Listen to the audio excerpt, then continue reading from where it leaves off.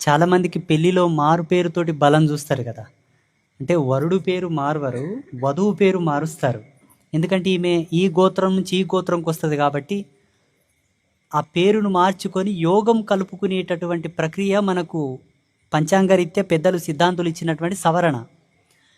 పేరు మార్చుకొని లగ్నపత్రిక యందు ఏ పేరైతే లిఖితమై ఆ పచ్చని పందిట్ల వేదమంత్రాల సాక్షిగా ఏ పేరునైతే చదివి జీలకర్ర బెల్లం పెట్టిస్తారు, ఏ పేరు మీద అయితే మూడు ముళ్ళు వేస్తారో అత్తింటికి పోయిన తర్వాత అదే పేరును పిలువబడాలి, పలకబడాలి.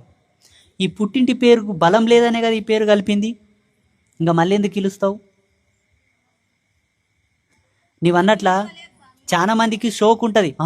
పుట్టినప్పటి నుంచి మా అప్పమేమ పెట్టిండ్రు, నా పుట్టింటి పేరు ఇది, నేను ఎలా తీతూ? No no no no no no compromise. నేను కాంప్రమైజ్ కాను. నేను కూడా ఇక్కడ చాలా మందిని లైన్లో అమ్మ పేరు చెప్పంటే అమ్మోళ్ళ పేరా అత్తోళ్ళ పేరా? విచిత్రంగా ఉంది. మొన్న ఒక మాతాజీ అమ్మోళ్ళ గోత్రం చెప్పాలనా అత్తోళ్ళ గోత్రం చెప్పాలనా